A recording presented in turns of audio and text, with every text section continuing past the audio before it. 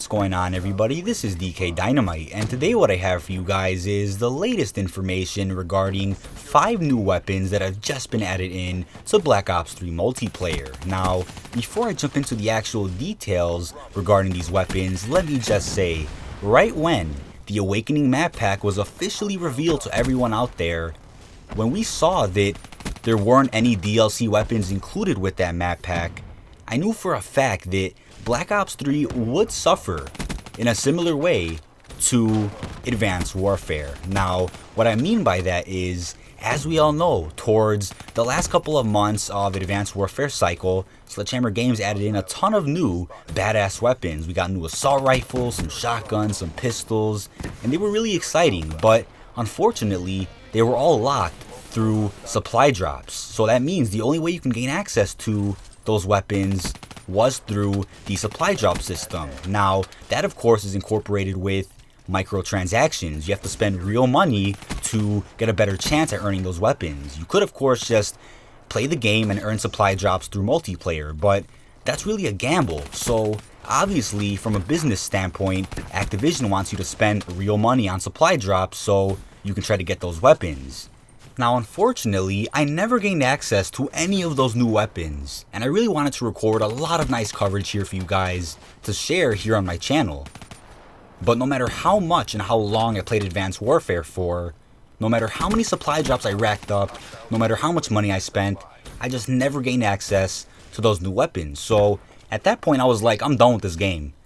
I was already tired of it as it is, with the weapon variants, the unbalanced weapons, so I just left it at that. I was done with Advanced Warfare. But this past summer, when it was confirmed that there would be a black market within Black Ops 3 featuring supply drops, I knew at that very moment that we would eventually see the return of microtransactions in Black Ops 3. Now, Activision thinks they're slick. They really think they're slick because when Black Ops 3 released, there wasn't any type of microtransaction feature within the black market.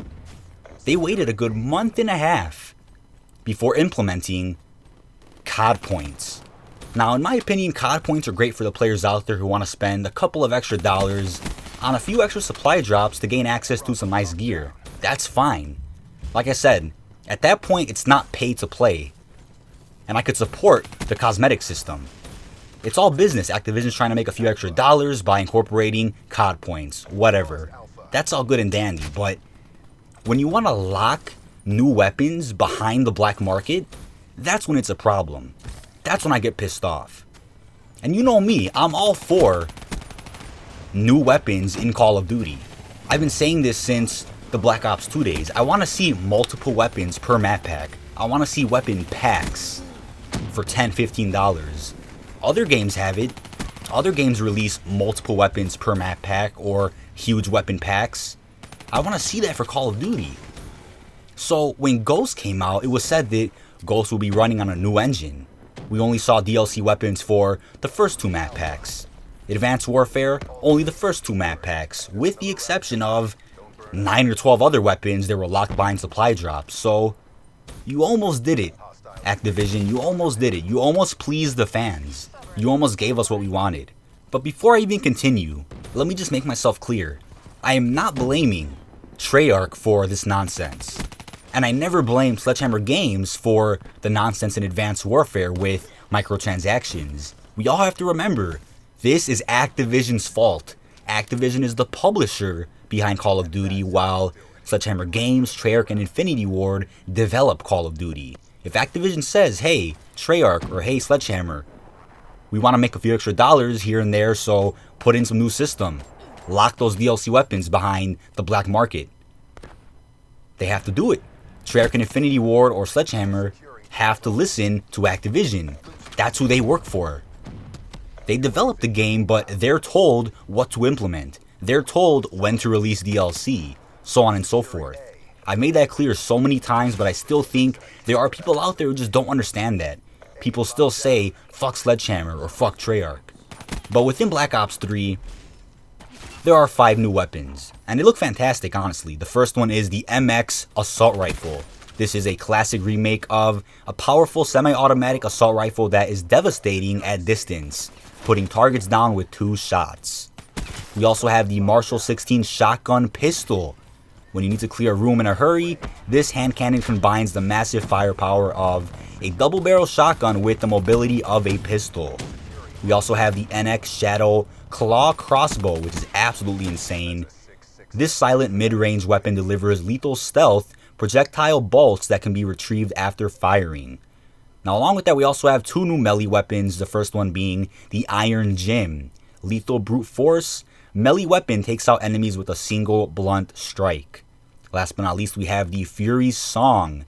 This legendary sword takes the full life of the enemy with each broad slash. Now, just look at these weapons. I've shared images on screen. These are absolutely incredible.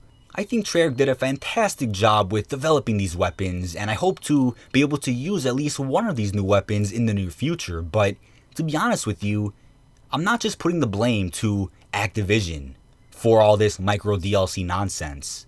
I'm also putting the blame to the specific people out there who spend hundreds upon hundreds of dollars on supply drop bundles. Those people out there who spend that kind of money on supply drops, all they're doing is hurting the Call of Duty community. All they're doing is telling Activision, hey Activision, why don't you add in some more micro DLC in the game? Why don't you lock a couple more weapons behind supply drops? That's all they're doing. That's really it. So, when big YouTubers out there create crazy supply drop opening videos when they spend hundreds of dollars on bundles, what that does is it leads the Activision CEO to specifically say, quote unquote, post-launch revenue from Advanced Warfare supply drops and Black Ops 3 content exceeded their expectations.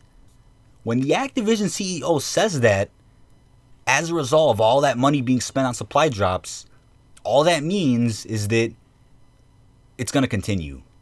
You can guarantee that more weapons will be added to Black Ops 3 in the near future, and they will of course be locked behind the black market. With that, of course, comes microtransaction options, but again, every YouTuber should be able to make any type of video that he or she wants.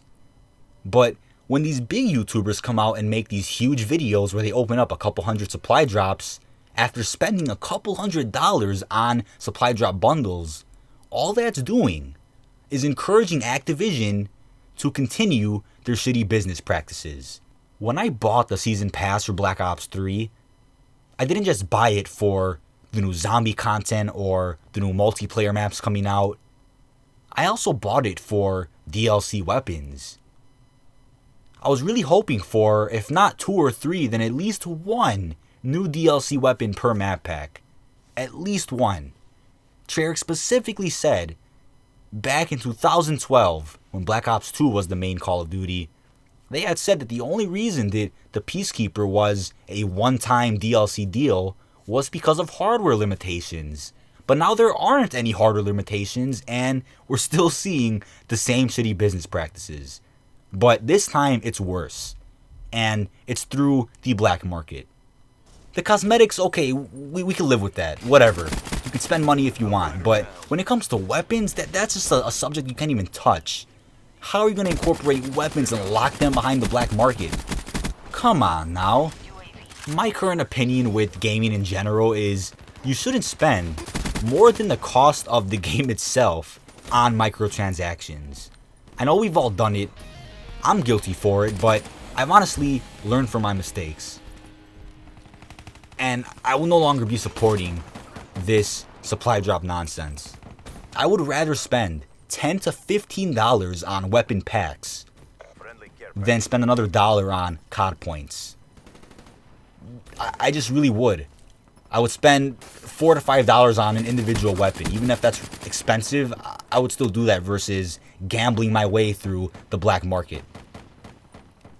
This new black market system with Call of Duty, this is probably going to be in effect for quite a long time.